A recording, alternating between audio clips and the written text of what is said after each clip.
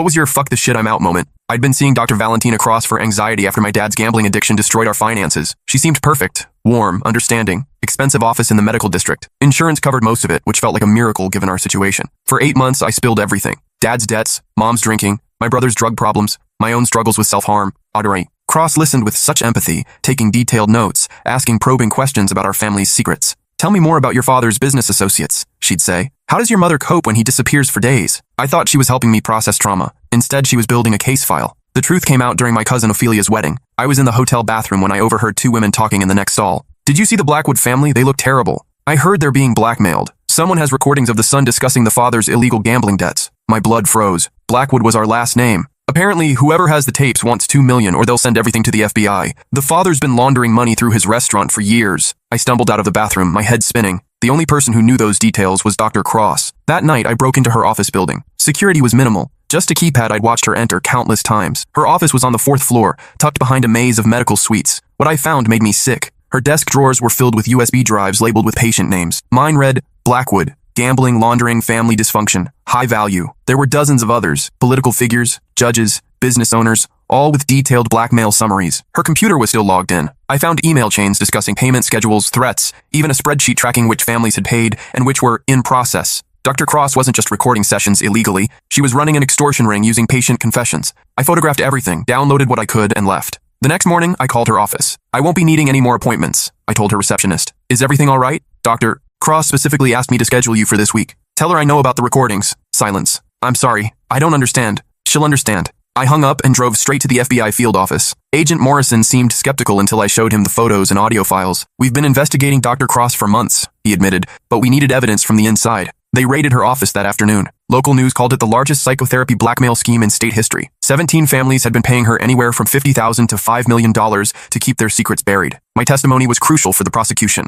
Yesterday, Dr. Cross was sentenced to 15 years in federal prison. But this morning, I received a package with no return address. Inside was a single photograph, me walking into the FBI building 6 months ago. On the back, someone had written, Dr. Cross had partners. We have your new address. Attached was a key and a note. Storage Unit 247. Come alone or your family pays. I stared at that key for 20 minutes, turning it over in my hands like it might reveal some hidden message. The metal was cold, standard storage unit issue, with 247 etched into the plastic tag. No clues about which facility, but there were only 3 storage places within reasonable driving distance of our neighborhood. My first instinct was to call Agent Morrison. He'd handled the Dr. Cross case with professionalism, and I trusted him more than anyone in law enforcement. But the note's warning echoed in my head. Come alone or your family pays. These people had already proven they could find us. We'd moved twice since the trial, thinking we were safe. Dad had closed the restaurant and started working construction under a different name. Mom had been sober for 4 months, attending meetings religiously. My brother had just finished his 2nd stint in rehab and was living in a halfway house across town. For the first time in years, our family was healing. I wasn't about to let Dr. Cross's partners destroy that progress. I decided to scout the storage facilities first, see if I could identify which one without alerting anyone. The closest was Eastside Storage, a rundown collection of orange metal buildings surrounded by chain-link fence. I drove past slowly, noting the numbered units. The 200s were in the back section, tucked behind a row of larger units that could hide a car, perfect for an ambush. The second facility, Metro Self-Storage, was newer and brighter, with better lighting and security cameras visible at every turn. Too public for whatever these people were planning. That left Riverside Storage, a mid-sized operation near the old industrial district where Dad used to meet his gambling contacts. The irony wasn't lost on me. I parked across the street and observed for an hour. The facility seemed normal, people loading and unloading belongings, an elderly manager reading a newspaper in the office. But Unit 247 was positioned in an isolated corner where someone could wait unseen. My phone buzzed with a text from an unknown number. TikTok. Your brother looks vulnerable walking alone at night. Attached was a photo of my brother leaving his halfway house, taken just yesterday. His sponsor always warned residents about walking the same route every night, but old habits die hard. These people had been watching us, learning our patterns. I had no choice. That evening, I told my parents I was meeting friends for dinner. Mom was cooking for the first time in months, humming while she chopped vegetables. Dad was helping, reading recipe ingredients aloud. They looked like the parents I remembered from childhood, before gambling consumed our lives. I couldn't risk destroying this fragile piece. At Riverside Storage, the main gate was locked, but the fence had gaps large enough to squeeze through. I'd brought my phone, pepper spray, and the tire iron from my car. Not much protection, but better than nothing. Unit 247 was exactly where I'd expected, tucked between larger units that blocked the view from the office. The key fit perfectly. As the metal door rolled up, motion sensor lights flickered on, illuminating the contents. What I saw made my stomach drop. The walls were covered with surveillance photos, dozens of families going about their daily lives, my brother walking to work, my parents at the grocery store, me leaving my apartment. But we weren't the only targets. I recognized several faces from the news coverage of Dr. Cross's trial. Judge Harrison, who'd sentenced her, District Attorney Foster, who'd prosecuted the case, even Agent Morrison, photographed outside his children's school. A folding table in the center held 3 laptops, all displaying different surveillance feeds. One showed the lobby of my apartment building in real time. Another tracked my brother's halfway house. The third cycled between various locations around the city. On the table sat a manila folder labeled Phase 2. Inside were detailed profiles of everyone who testified against Dr. Cross. Not just basic information, financial records, family schedules, medical histories, personal relationships. Someone had spent months compiling ammunition for a comprehensive revenge campaign. The final page was a timeline. Today's date was circled in red, with one word written underneath, beginning. You're earlier than expected. I spun around to find a woman in her 50s standing in the doorway, well-dressed, with silver hair and kind eyes that didn't match the gun in her hand. She looked like someone's grandmother, not a criminal mastermind. Dr. Patricia Vance, she said, as if introducing herself at a dinner party. I was Dr. Cross's business partner and supervisor. The pieces clicked into place. Dr. Cross had always mentioned consulting with a senior colleague about complex cases. I'd assumed it was standard practice, not knowing she was reporting to the head of a blackmail operation. You destroyed something beautiful, Dr. Vance continued, stepping into the unit while keeping the gun trained on me. Valentina and I had built the perfect system. Patients confessing their deepest secrets, thinking they were healing. Instead, they were providing us with leverage over the most powerful people in the city. You were hurting innocent families. She laughed, a sound completely devoid of warmth. Innocent? Your father laundered money for organized crime. Judge Harrison takes bribes from defense attorneys. District Attorney Foster buried evidence in rape cases. We weren't blackmailing innocent people. We were controlling criminals who happened to hold positions of power. That doesn't give you the right. The right? Her voice rose, and I saw madness flickering behind those kind eyes. I've spent 30 years watching corrupt officials destroy lives while hiding behind their positions. We were the only ones holding them accountable. I thought about Agent Morrison's warning during the trial. These people don't see themselves as criminals. They think they're vigilantes. Where are your other partners? I asked, trying to keep her talking while scanning for escape routes. There are no others. Just me now. Valentina was always the public face, but I was the architect. She's rotting in prison because you couldn't mind your own business. Dr. Vance reached into her jacket and pulled out a tablet, swiping to a video feed that showed my parents' house. They were sitting on the couch, watching television, completely unaware of the danger. Here's what's going to happen, she said. You're going to help me rebuild what you destroyed, starting with your family's cooperation. My family has nothing you want. Oh, but they do. Your father's gambling debts created connections to some very interesting people. Money launderers, loan sharks, corrupt cops who look the other way. Information that could be valuable to the right buyers. She swiped to another screen showing financial records I'd never seen before. Numbers that made my head spin, hundreds of thousands of dollars in transactions between Dad's restaurant and accounts I didn't recognize. Your father thought he was clever, hiding his activities from his family. But addiction makes people sloppy. Every transaction, every phone call, every desperate deal, I have it all documented. My phone buzzed with an incoming call. Dr. Vance gestured for me to answer. Hello? I said, my voice barely steady. Is this the Blackwood residence? The voice was artificially distorted, clearly using some kind of voice modifier. Who is this? Someone watching your parents right now. They're having tea in the living room. Your mother just got up to check the locks on the front door. Smart woman. I looked at Dr. Vance, who smiled and mouthed, Phase 2. What do you want? I asked the caller. Your cooperation. Dr. Vance will explain the terms. Follow them exactly, or your family's safety cannot be guaranteed. The line went dead. Dr. Vance holstered her gun and pulled out a thick folder from behind one of the laptops. Consider this your new job description, she said. You're going to help me reestablish contact with our former clients. Many of them stopped paying when Valentina was arrested, thinking the threat was gone. They need to understand that our operation is still very much alive. She opened the folder to reveal a list of names I recognized from the trial. Wealthy families, political figures, business leaders, all people who'd been paying Dr. Cross to keep their secrets buried. You want me to threaten them? I want you to remind them of the consequences of non-compliance. You've seen what happens when people cross us. Your testimony put Valentina in prison,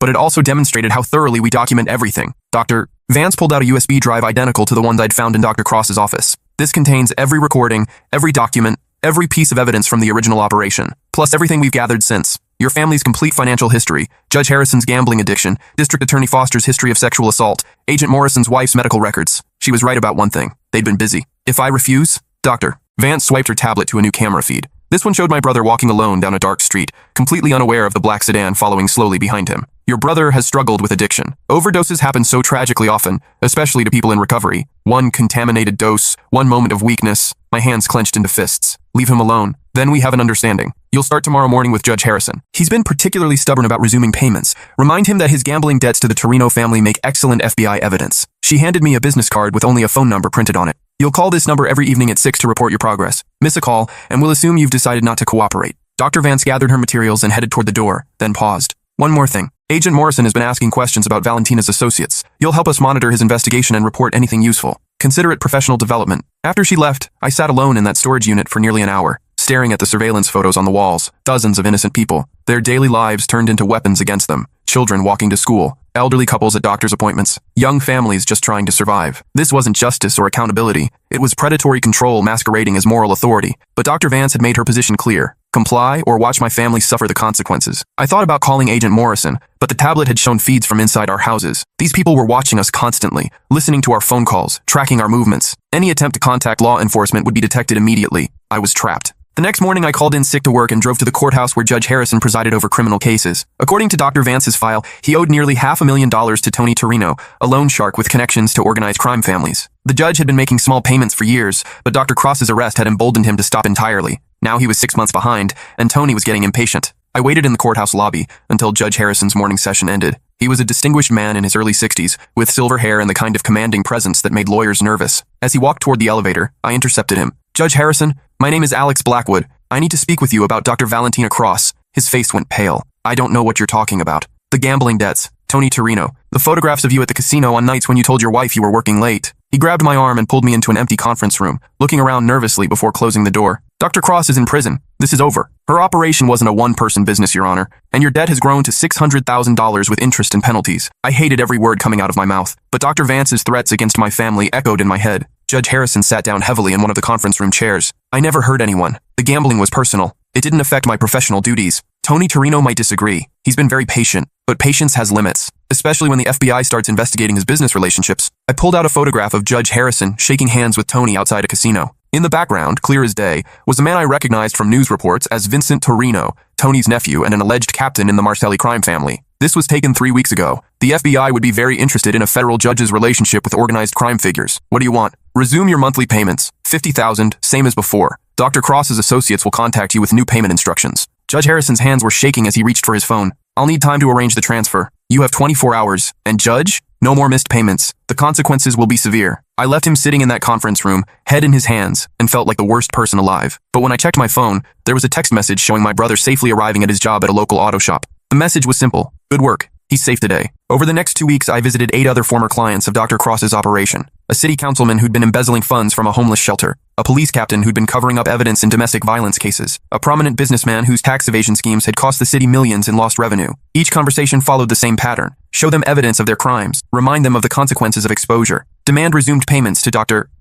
Vance's operation. And each time, I hated myself a little more. The worst was District Attorney Rebecca Foster. Her file revealed a pattern of burying sexual assault cases against wealthy defendants in exchange for campaign contributions. 3 women had been denied justice because DA Foster valued political donations over prosecutorial integrity. I found her at a coffee shop near the courthouse, reviewing case files over lunch. "Ms. Foster, I'm Alex Blackwood. I testified in the Dr. Cross case." She looked up from her papers with mild interest. "I remember. Your testimony was crucial to our prosecution. How can I help you?" "I'm here about the Amanda Richardson case, and the Jennifer Walsh case, and the Stephanie Moore case." Her face went completely white. "I don't know what you're implying, but..." "I'm not implying anything. I'm stating facts. 3 sexual assault cases buried because the defendants' families made substantial contributions to your campaign fund. Evidence suppressed. Witnesses intimidated. Plea deals offered for crimes that warranted serious prison time." DA Foster gathered her papers with shaking hands. "This conversation is over. Sit down," I said quietly. "Unless you want me to have this conversation with Channel 7 News instead." She sat. I pulled out a folder containing bank records, email communications, and recorded phone calls between DA Foster and defense attorneys representing the 3 attackers. Dr. Cross's operation had been thorough in documenting everything. Amanda Richardson was 19 when she was raped by Daniel Worthington Jr.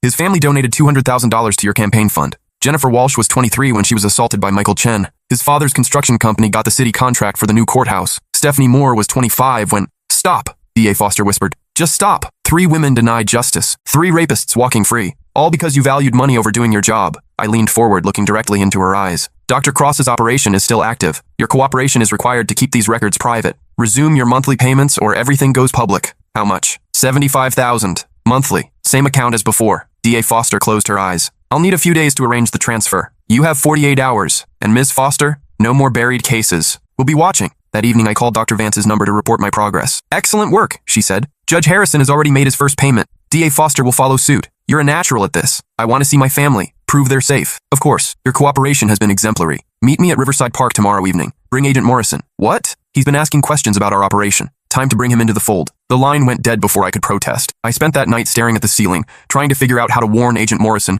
without putting my family at greater risk. Dr. Vance clearly had surveillance capabilities that went far beyond what I'd initially understood. The next morning, I called Agent Morrison's office and arranged to meet him for coffee. "Alex, good to see you," he said as we sat down at a quiet table in the back of the coffee shop. "How are you holding up after everything?" "Actually, that's why I wanted to talk. I think Dr. Cross had more partners than we realized." Agent Morrison leaned forward, his expression becoming serious. "What makes you say that?" I pulled out my phone and showed him the threatening text messages I'd received. Someone has been watching my family. They claim to have all of Dr. Cross's files, and they want to restart the blackmail operation. Why didn't you call me immediately? Because they threatened to hurt my family if I contacted law enforcement. But I can't keep doing this alone. Agent Morrison studied the messages carefully. These are definitely threats. We can put your family under protective surveillance, but I'll need you to tell me everything you know about these people. I took a deep breath and told him about Dr. Vance, the storage unit, and the forced visits to former clients. I left out the specific details of what I'd threatened them with, but made it clear that I was being used to restart the blackmail operation. Dr. Patricia Vance, Agent Morrison repeated, taking notes. I recognize that name. She was mentioned in some of Dr. Cross's files, but we couldn't establish a direct connection. She says she was the real architect of the operation. Dr. Cross was just the public face. That would make sense. Some of the organizational elements seemed too sophisticated for one person to manage alone.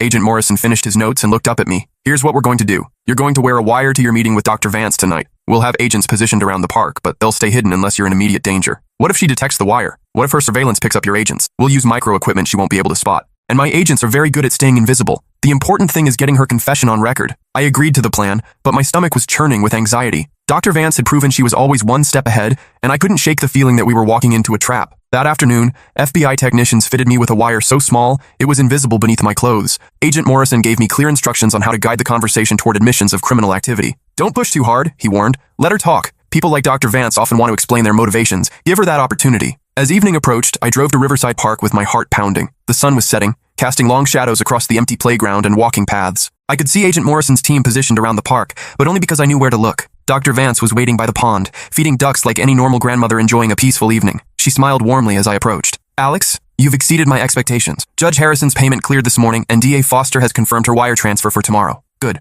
Can I see my family now? Of course. But first, let's discuss Agent Morrison's investigation. Dr. Vance pulled out her tablet and swiped to a surveillance feed showing Agent Morrison crouched behind a park maintenance building about 50 yards away. Did you really think I wouldn't notice FBI surveillance? She asked, her voice still friendly despite the obvious threat. My blood went cold. I don't know what you're talking about. Alex, I've been doing this for 30 years. I know what federal surveillance looks like. The question is whether you're wearing a wire voluntarily or under duress. She reached into her purse and pulled out a small electronic device that immediately started beeping when she pointed it at my chest. Under duress, I'd say. How disappointing. Dr. Vance pressed a button on her tablet, and I heard explosions in the distance. Not loud, more like firecrackers, but definitely explosive devices. I've just triggered 3 small charges around the park. Nothing that will hurt Agent Morrison's team, but enough to keep them busy while we have our real conversation. She gestured for me to follow her toward the park's maintenance shed, a small building hidden behind a grove of trees. You see, Alex, I knew you'd eventually contact the FBI. It's what good people do when faced with moral dilemmas. But I also knew Agent Morrison would try to use you to gather evidence against me. We reached the maintenance shed, and Dr. Vance produced a key to unlock the door. Inside, the space had been converted into a sophisticated monitoring station with computer equipment and communication devices that definitely didn't belong to the parks department. This is my real office, she explained. Much more secure than a storage unit. I've been monitoring FBI communications for months, waiting for them to make their move. Dr. Vance sat down at one of the computer terminals and pulled up a file containing dozens of audio recordings. Agent Morrison has been investigating not just my operation, but several other organized crime activities in the city. He's very close to exposing some people who would prefer to remain hidden. She clicked on one of the audio files, and I heard Agent Morrison's voice discussing an investigation into corruption within the police department. Corrupt cops don't like federal agents asking questions about their activities. They especially don't like agents who can't be bought or intimidated. What are you saying? I'm saying Agent Morrison has made some dangerous enemies, people who would benefit greatly if he were to have an unfortunate accident during what appeared to be a routine undercover operation. Dr. Vance pulled out a second tablet showing a live video feed of Agent Morrison and his team regrouping after the explosive distractions. In about 10 minutes, they're going to receive a false emergency call about shots fired in the eastern section of the park. When they respond, they'll walk into an ambush arranged by Detective Raymond Kowalski and his associates. Detective Kowalski was one of the names from Dr. Cross's client files, a police officer who'd been taking money from drug dealers in exchange for advance warning about raids. You can't let them kill a federal agent. I'm not killing anyone, Dr. Vance replied calmly. Detective Kowalski is eliminating a threat to his operation. I'm simply providing him with the opportunity and information he needs. She stood up and walked to a weapons locker in the corner of the shed. However, I can save Agent Morrison's life. If you're willing to make a deal, what kind of deal? Dr. Vance opened the locker to reveal several handguns, ammunition, and what looked like police communication equipment. You're going to call Agent Morrison and warn him about the ambush. Tell him Detective Kowalski is compromised in planning to eliminate federal witnesses. Save his life, and I'll consider our business arrangement concluded. What's the catch? No catch. You save Agent Morrison, he arrests Detective Kowalski, and I disappear. Everyone wins. I stared at her, trying to understand the angle I was missing. Why would you help an FBI agent who's investigating your operation? Dr. Vance smiled, and for the first time it looked genuinely warm. Because Agent Morrison is one of the few truly honest law enforcement officers in this city. Detective Kowalski and his associates represent everything I've been fighting against. Corruption, abuse of power, criminals hiding behind badges. She handed me a phone. My operation blackmailed corrupt officials to control their behavior. Agent Morrison investigates corrupt officials to put them in prison. We're not enemies, Alex. We're on the same side. I took the phone with shaking hands. And my family will be left alone, as will you. I have enough money to disappear permanently, and enough compromising information on my former clients to ensure they won't come looking for me. Dr. Vance checked her watch. You have 2 minutes before Detective Kowalski makes his move. Choose wisely. I dialed Agent Morrison's number. Alex, where are you? We lost visual when those devices went off. Listen carefully. Detective Raymond Kowalski is compromised. He's planning to ambush you and your team in the eastern section of the park. It's a setup. How do you know this? Dr. Vance told me. She's not the enemy, Agent Morrison. She's been targeting the same corrupt officials you've been investigating. There was a long pause. Are you with her now? Yes. In the maintenance shed behind the trees. She has evidence against Detective Kowalski and several other corrupt cops. Stay where you are. We're coming to you. Dr. Vance was already packing her equipment into a large duffel bag. Tell Agent Morrison he'll find Detective Kowalski and 3 associates positioned behind the park's eastern pavilion. They're armed and expecting federal agents to respond to a fake emergency call. I relayed the information, and Agent Morrison immediately started coordinating with his team. Alex, keep Dr. Vance there until we can secure the area. But when I turned around, Dr. Vance was gone. The back door of the maintenance shed was open, and I could see tire tracks in the dirt where a vehicle had been parked. On the table, she'd left a USB drive with a note. Everything Agent Morrison needs to clean up this city. Tell him I said thank you. 20 minutes later, Agent Morrison and his team had arrested Detective Kowalski and his 3 associates. The USB drive contained evidence of corruption involving dozens of police officers, city officials, and business leaders. This is the most comprehensive corruption investigation I've ever seen, Agent Morrison told me as FBI agents processed the crime scene. Dr. Vance documented everything. Bribes, illegal activities, cover-ups, abuse of power. It's like she was building a case for us. What happens now? Now we clean house. This evidence will put a lot of bad people in prison and restore some integrity to local government. Agent Morrison looked at the maintenance shed, which had been converted into a sophisticated intelligence operation. Dr. Vance was right about one thing. She and I were fighting the same enemies. I just wish she'd chosen legal methods. Over the next several months, Agent Morrison's investigation resulted in 37 arrests, including Judge Harrison, D.A. Foster, Detective Kowalski, and most of the other people who'd been paying Dr. Cross's blackmail operation. The trials revealed the full scope of corruption in our city. Millions of dollars in bribes, dozens of cases compromised, hundreds of victims denied justice. My family was never contacted by Dr. Vance or her associates again. Dad found steady work with a legitimate construction company and hasn't placed a bet in 8 months. Mom completed a full alcohol treatment program and now volunteers at a recovery center. My brother graduated from his halfway house program and is living independently while attending community college. We still don't talk about the blackmail operation or what happened during those terrifying weeks. Some trauma is too deep to process in family conversations. But last week I received a postcard from someone traveling in Costa Rica. No message, just a photo of a beautiful beach at sunset. The handwriting on the address was familiar, and there was a small flower drawn in the corner. The same flower Dr. Vance used to doodle during our conversations in the storage unit.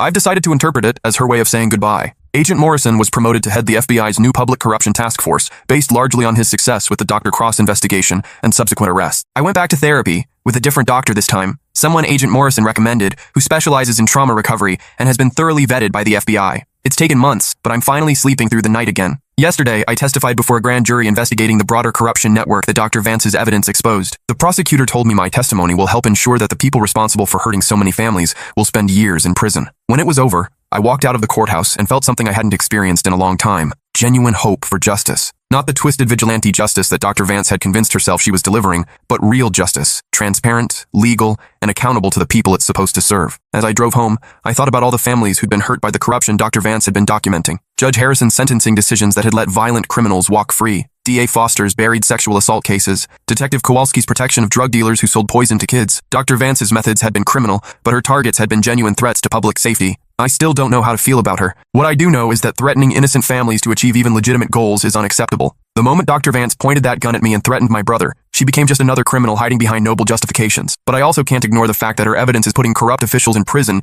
and giving victims a chance at real justice. The world isn't divided neatly between heroes and villains. Sometimes the people fighting for justice use unjust methods. Sometimes the people we trust to protect us are the ones we need protection from. All I can do is try to make better choices than the people who came before me. When I got home that evening, my parents were cooking dinner together, laughing about something they'd seen on television. My brother called to tell us about a promotion he'd received at work. For the first time in years, our family felt normal, healthy, safe. That night, I threw away Dr. Vance's postcard without looking at it again. Some chapters need to stay closed. 3 months later, I was at work when Agent Morrison called with unexpected news. Alex, we've received a communication that I think you should know about. From Dr. Vance? Indirectly, the Costa Rican government contacted us about an anonymous donation to their wildlife preservation program. $1 million, with a note requesting that the funds be used to protect endangered species from illegal hunting and habitat destruction. I wasn't sure why this mattered to me. The donation came with a specific request, Agent Morrison continued. They want the preserved area named the Valentina Cross Memorial Wildlife Sanctuary. My blood went cold. Dr. Cross is still alive. She's serving 15 years in federal prison. Exactly. Which means Dr. Vance is either planning something,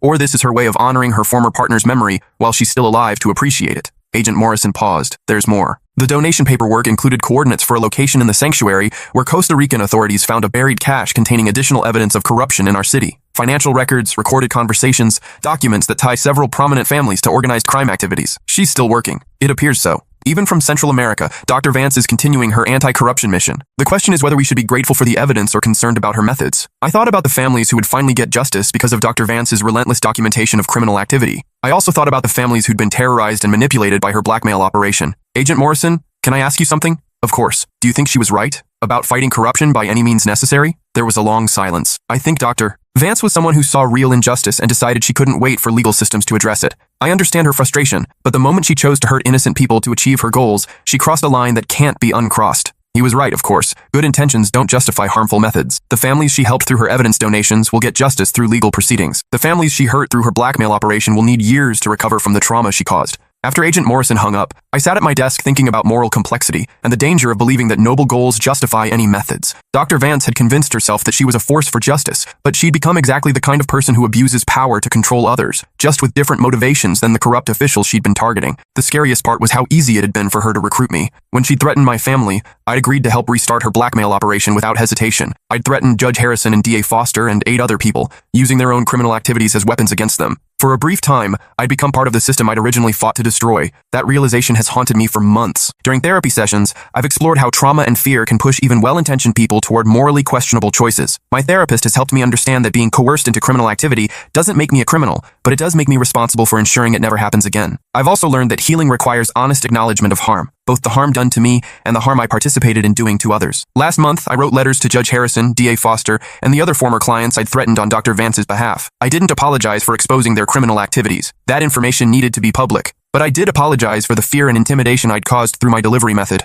Most of them didn't respond, which I understood. Judge Harrison wrote back with a short note. Your threats were terrifying, but they also forced me to confront the consequences of my choices. I've been attending Gamblers Anonymous and cooperating fully with federal investigators. Thank you for helping me find the courage to do the right thing, even if your methods were wrong. It was the first time anyone had acknowledged that complex situations can involve multiple layers of right and wrong simultaneously. 6 months after the Costa Rica Wildlife Sanctuary incident, Agent Morrison called with his final update on the Dr. Vance investigation. We're officially closing the case, he told me. Costa Rican authorities have confirmed that Dr. Vance died in a hiking accident 3 weeks ago. Her body was found at the bottom of a cliff in the wildlife sanctuary she'd funded. I felt an unexpected wave of sadness. Was it really an accident? The investigation suggests she was photographing endangered birds when the cliff edge gave way. She was carrying professional camera equipment and field guides for documenting wildlife species. Agent Morrison paused. There's something poetic about her dying while trying to protect something beautiful from destruction. It's the kind of ending she would have chosen for herself. He was probably right. Dr. Vance had spent her life fighting what she perceived as predatory behavior. Ending her life while protecting vulnerable wildlife from predators seemed fitting.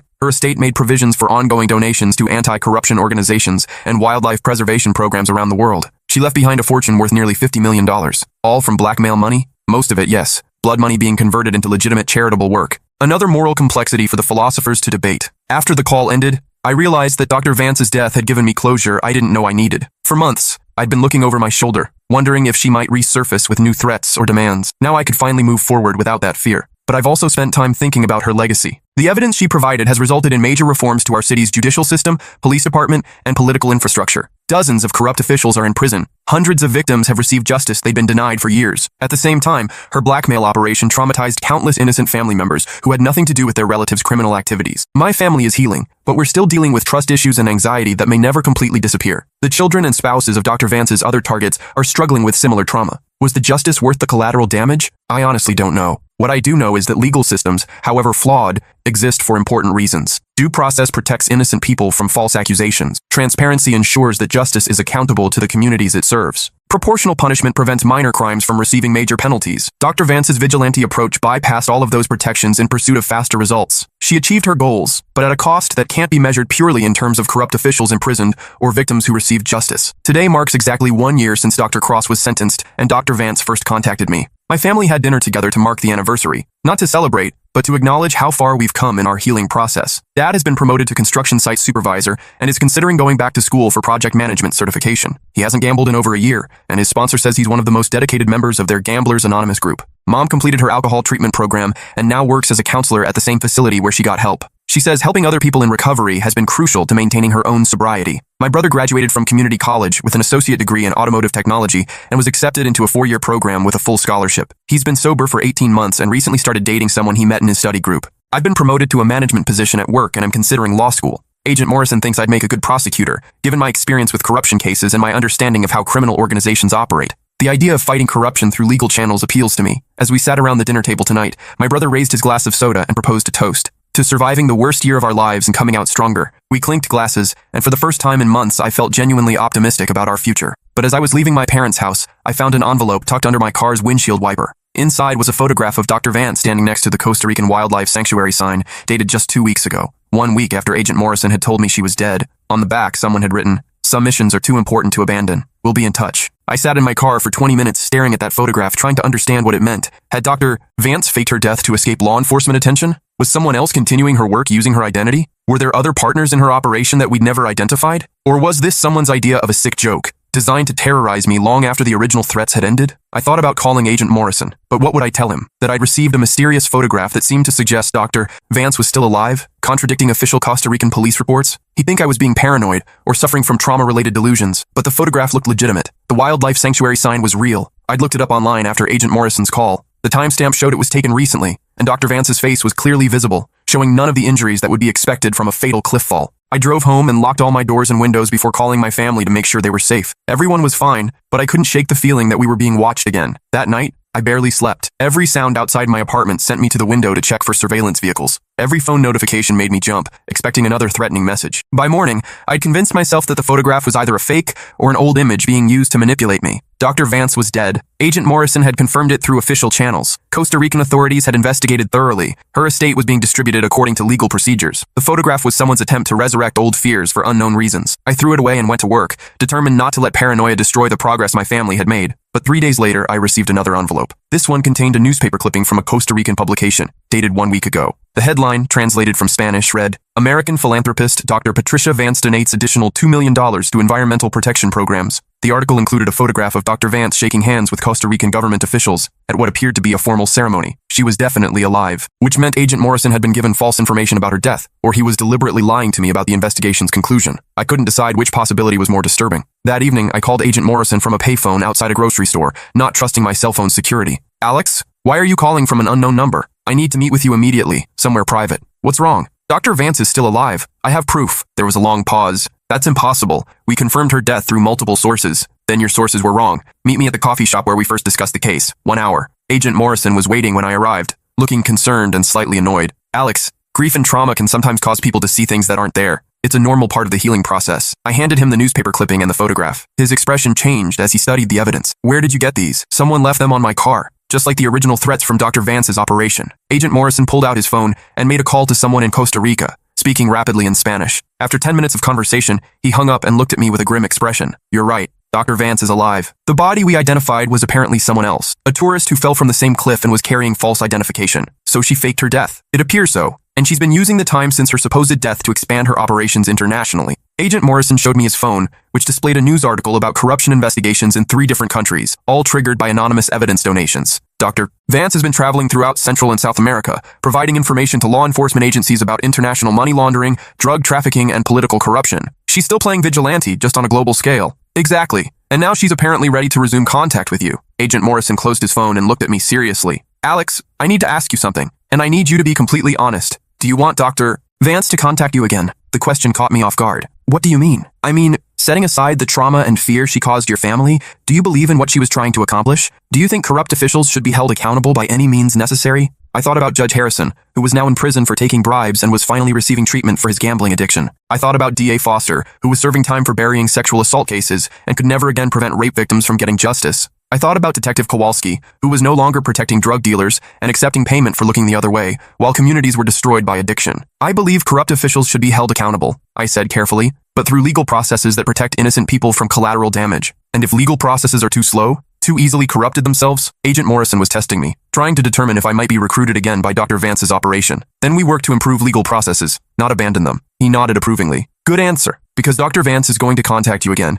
and she's going to offer you a choice. Help her continue her international anti-corruption work, or risk having your family's safety threatened again. You think she'll try to blackmail me into cooperation?" I think she sees you as someone who proved effective at her methods and might be willing to join her mission voluntarily now that you've seen the positive results. Agent Morrison leaned forward. Here's what I'm going to ask you to do. When she contacts you, agree to meet with her. Wear a wire, help us gather evidence of her current operations, and assist us in finally bringing her to justice. You want me to become a double agent. I want you to help us stop someone who's using criminal methods to fight crime. No matter how noble her intentions, Dr. Vance is a dangerous person who needs to be in prison. I agreed to Agent Morrison's plan, but spent the next week dreading Dr. Vance's inevitable contact. When it came, it wasn't what I expected. Instead of a threatening letter or mysterious phone call, I received an official-looking package from a law firm in Costa Rica. Inside was a legal document, written in both Spanish and English, offering me a position as International Coordinator for Anti-Corruption Documentation. The salary was $200,000 per year, plus expenses and travel costs. The job description involved reviewing evidence of corruption provided by confidential sources, documenting criminal activities by government officials and business leaders, and coordinating with law enforcement agencies to ensure evidence was properly presented for prosecution.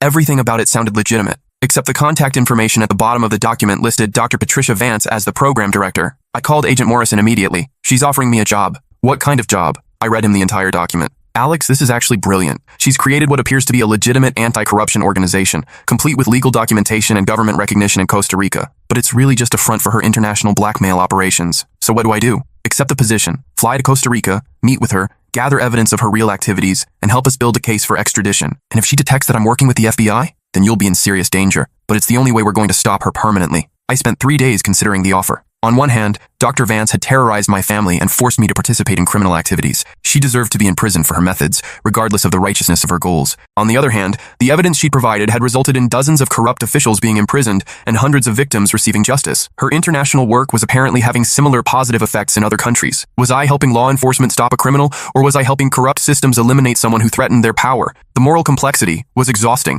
Finally, I called Agent Morrison and agreed to his plan. I'll accept Dr. Vance's job offer and help you gather evidence against her. Excellent. We'll provide you with surveillance equipment and establish communication protocols for regular check-ins. Agent Morrison, what if she's right? What if legal systems are too slow and corrupt to address the problems she's fighting? Then we work to fix legal systems, Alex. We don't abandon the rule of law just because it's imperfect. 2 weeks later, I was on a flight to Costa Rica, carrying a suitcase full of surveillance equipment disguised as personal electronics. The San Jose airport was bustling with tourists and business travelers, and I felt completely out of place among people who were visiting for vacation or legitimate work purposes. I was there to spy on someone who might be a criminal mastermind or a misguided crusader for justice. Dr. Vance met me at the airport, looking exactly as I remembered. Silver hair, kind eyes, grandmother-like appearance that completely concealed her true nature. Alex, so wonderful to see you again, she said, embracing me like an old friend. I'm so excited to show you what we've been building here. She led me to a sleek black car with tinted windows, and we drove through the busy streets of San Jose toward what she described as her organization's headquarters. Our work has expanded far beyond what Valentina and I originally envisioned, she explained during the drive. We're now documenting corruption in 7 countries and have helped law enforcement agencies secure convictions against over 200 officials.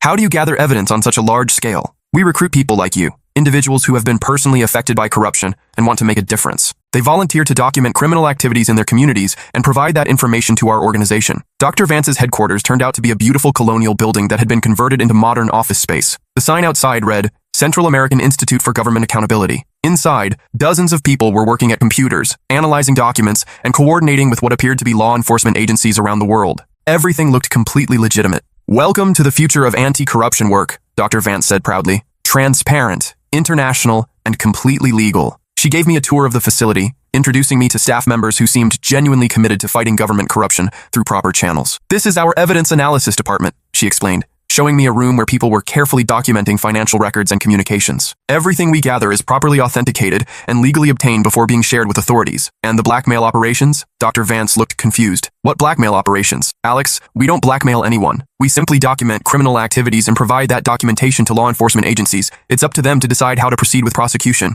I was starting to feel disoriented. Either Dr. Vance had completely changed her methods since our confrontation in the storage unit, or she was presenting an elaborate facade to convince me that her organization was legitimate. What about threatening families to ensure cooperation? What about demanding payment from people to keep their secrets hidden? Those were temporary measures used during a crisis situation, Dr. Vance said dismissively. Once I established this organization, there was no longer any need for such methods. She led me to her office, which was decorated with photos of her shaking hands with government officials and law enforcement leaders from multiple countries. Alex, I understand your confusion. The person you met in that storage unit was someone who had been pushed to desperate measures by a corrupt system, but I've evolved beyond that approach. Dr. Vance sat down behind her desk and pulled out a thick folder. Here's what I'm offering you. A legitimate position with a legitimate organization, fighting corruption through legal channels. No threats, no blackmail, no harm to innocent families. She opened the folder to reveal dozens of case studies, showing how her organization's evidence had led to successful prosecutions of corrupt officials. Every person we've helped put in prison was guilty of crimes that hurt innocent people. Every piece of evidence we provided was legally obtained and properly authenticated. Every family that benefited from our work received justice through official legal proceedings. I spent the rest of the day touring her facilities and meeting with staff members. Everyone I spoke with seemed genuine in their commitment to fighting corruption through legal means. The organization had been recognized by multiple governments and had received awards for its contributions to international anti-corruption efforts. Dr. Vance's personal transformation appeared to be real, but Agent Morrison's warnings echoed in my head. People like Dr. Vance often present facades of legitimacy while continuing criminal activities in secret. That evening,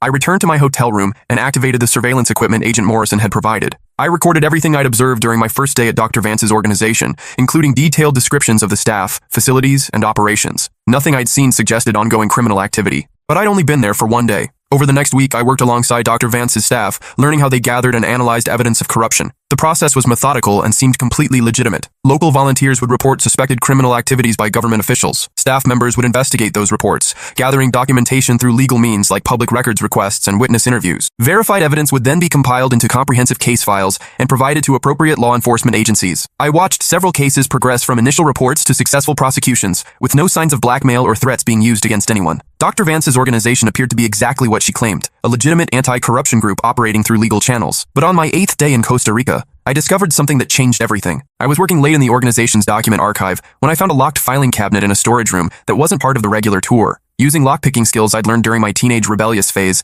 I managed to open the cabinet. Inside were files on dozens of cases that weren't part of the organization's public work. These files contained evidence of corruption, but also records of payments made to Dr. Vance's organization by the people being investigated. Judge Harrison's file showed that he'd made monthly payments totaling $300,000 over the past year. D.A. Foster's file showed similar payments. Detective Kowalski's file included recordings of phone calls where he begged Dr. Vance's representatives not to release evidence that would destroy his career. The blackmail operation was still active. It had just been disguised as a legitimate anti-corruption organization. I photographed every document in the secret files, then carefully locked the cabinet and returned to my hotel room. That night, I called Agent Morrison using a secure communication protocol he'd established. "She's still running a blackmail operation," I told him. "The legitimate organization is just a front. She's still threatening people and taking payments to keep their secrets hidden. Can you get more evidence? I have photographs of financial records and correspondence that prove ongoing extortion activities." "Excellent. Continue gathering evidence for a few more days, then extract yourself from the situation. We'll coordinate with Costa Rican authorities to arrest her." But when I returned to the organization's headquarters the next morning, Dr. Vance was waiting for me with a security team. "Alex, we need to have a conversation," she said, gesturing for me to follow her to a conference room. Inside the conference room were the photographs I'd taken of the secret files, printed out and arranged on the table. "You're working with Agent Morrison," Dr. Vance said calmly, "which means you're not here to join our mission. You're here to destroy it. I'm here to stop you from hurting innocent people." "Innocent people?" Dr. Vance laughed. "Alex, everyone in those secret files is a criminal who has escaped justice through corruption and influence. Judge Harrison took bribes that let violent criminals go free. D.A. Foster buried rape cases for political donations. Detective Kowalski protected drug dealers who sold poison to children." She sat down across from me. "These people aren't innocent victims. They're predators who use their positions to hurt vulnerable people. My organization ensures they face consequences for their actions, through blackmail and threats. Through accountability, we give them a choice: make restitution for their crimes and change their behavior, or face public exposure and criminal prosecution." Dr. Vance pulled out a file folder and opened it on the table. "Judge Harrison has used the money he paid our organization to fund scholarships for children from low-income families. D.A. Foster has donated her payments to organizations that support sexual assault survivors. Detective Kowalski has contributed to drug treatment programs." She was right. The financial record showed that the money extorted from corrupt officials was being redirected toward charitable causes related to their crimes. "We're not enriching ourselves," Dr. Vance continued. "We're forcing criminals to invest in fixing the problems they created. But you're still using threats and intimidation. We're using consequences. These people committed crimes that hurt innocent victims. We're ensuring they face appropriate penalties, even when legal systems fail to hold them accountable." Dr. Vance closed the file and looked at me seriously. "Alex, I'm going to offer you the same choice I offer everyone who discovers our real operations. Join us voluntarily or leave and never speak about what you've learned. And if I choose to expose your operation, then you'll be exposing an organization that has helped hundreds of victims receive justice and forced dozens of corrupt officials to make amends for their crimes." She stood up and walked to the window overlooking the organization's main work area. "Look at those people, Alex. They're not criminals hiding in shadows. They're dedicated professionals working to make their communities safer and more just." I looked down at the staff members I'd been working with for the past week, people who seemed genuinely committed to fighting corruption and helping victims of government abuse. "The blackmail operations fund the legitimate work," Dr. Vance explained. "Money from corrupt officials pays for investigation costs, staff salaries, and victim assistance programs. It's a perfect system of justice. It's still illegal, So was the Underground Railroad. So was harboring Jews during the Holocaust. So was hiding political dissidents from authoritarian governments. Dr. Vance returned to her seat. Sometimes legal and moral are not the same thing, Alex. Sometimes fighting injustice requires methods that don't conform to the systems that enable injustice in the first place. I spent the rest of the day thinking about her words. That evening, I called Agent Morrison and told him about my discovery of the secret blackmail files. She's definitely still running criminal operations, I confirmed, but the money is being used for legitimate charitable purposes, and the targets are all genuinely corrupt officials. Alex, it doesn't matter how she uses the money or whether her targets deserve punishment. Blackmail is a federal crime and she needs to be prosecuted. But what if she's right? What if legal systems are too corrupt to address the problems she's fighting? Then we work to reform legal systems. We don't abandon the rule of law. Agent Morrison paused. Alex, I need to know that you're still committed to helping us arrest Dr. Vance. Your testimony will be crucial for securing an extradition order. I thought about my brother, who was now thriving in school and recovery because Dr. Vance's threats had forced our family to confront our problems. I thought about the sexual assault survivors who were finally receiving justice because D.A. Foster could no longer bury their cases. I thought about the communities that were safer because Detective Kowalski could no longer protect drug dealers from prosecution. I'll testify, I told Agent Morrison, but I wanted on record that Dr. Vance's methods, while illegal, have produced positive results that legal systems failed to achieve. That's not relevant to the criminal charges. It's relevant to justice. The next morning, Costa Rican police arrested Dr. Vance at her headquarters. I watched from across the street as they led her away in handcuffs, while her staff members stood in confused shock outside the building they thought was legitimately fighting corruption. Many of those staff members had been working for Dr. Vance without knowing about the blackmail operations. They genuinely believed they were part of a legal anti-corruption organization. Their faces showed the same betrayal and confusion I'd felt when I first discovered Dr. Cross's recording scheme.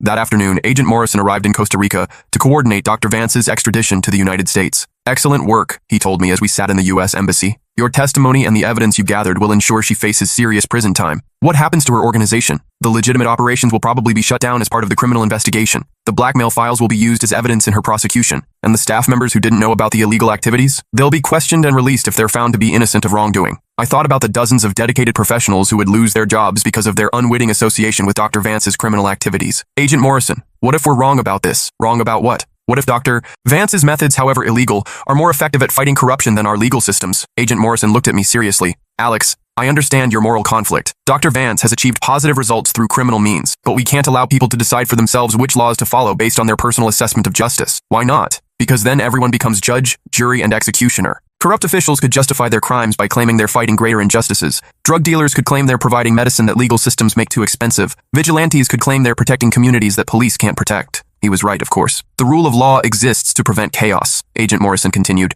It's imperfect, but it's better than allowing individuals to make unilateral decisions about justice. That evening, I visited Dr. Vance in the Costa Rican jail where she was being held pending extradition. She looked tired but not defeated. Alex, I'm glad you came. I wanted to thank you. Thank me? For helping me understand that my methods were causing harm to innocent people. Your family's experience taught me that I needed to find better ways to fight corruption. I was confused. But you were still running blackmail operations. Not blackmail, restitution programs. The people making payments were doing so voluntarily as part of agreements to make amends for their crimes. Dr. Vance pulled out a folder that her lawyer had apparently allowed her to keep. Judge Harrison volunteered to fund educational scholarships after we provided evidence of his bribery. D.A. Foster voluntarily established a victim assistance fund after we documented her prosecutorial misconduct. Detective Kowalski voluntarily contributed to drug treatment programs after we exposed his protection of dealers. They volunteered because you threatened to expose them if they didn't cooperate. We offered them a choice between public exposure and private restitution. Most chose restitution because it allowed them to make amends without destroying their families' lives. Dr. Vance opened the folder to show me signed agreements between her organization and various officials. Everyone who participated in our restitution programs did so through legal contracts overseen by attorneys. No one was threatened or coerced. I studied the documents carefully. They looked legitimate. Detailed agreements outlining specific charitable contributions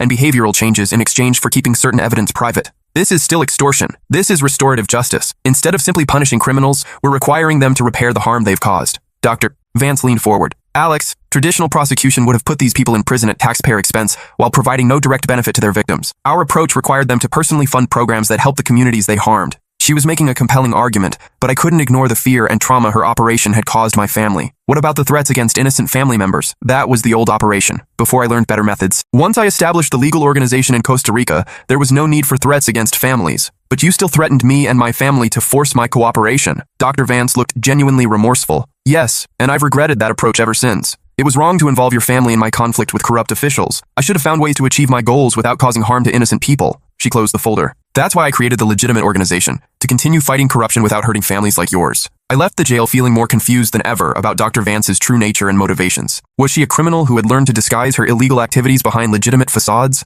Or was she someone who had genuinely evolved from using harmful methods to developing more ethical approaches to fighting corruption? The next day, I testified before a Costa Rican magistrate about Dr. Vance's blackmail operations and provided evidence supporting her extradition to the United States. But I also testified about the positive results her organization had achieved and the apparent evolution in her methods from threats to voluntary restitution agreements. The magistrate seemed as conflicted as I felt. This case presents unusual complexities, he said after reviewing all the evidence. Dr. Vance's methods appear to have evolved from clearly criminal activities to potentially legitimate restorative justice programs. He granted the extradition order but noted that U.S. prosecutors would need to carefully distinguish between Dr. Vance's earlier criminal activities and her later work through legal channels. 2 weeks later, Dr. Vance was returned to the United States to face federal charges for her original blackmail operation. I testified at her trial, describing both the criminal activities that had traumatized my family and the legitimate anti-corruption work I'd observed in Costa Rica. The jury struggled with the same moral complexities that had confused me. Dr. Vance was clearly guilty of blackmail, threats, and extortion related to her original operation with Dr. Cross, but her later work appeared to represent a genuine effort to fight corruption through legal means while requiring criminals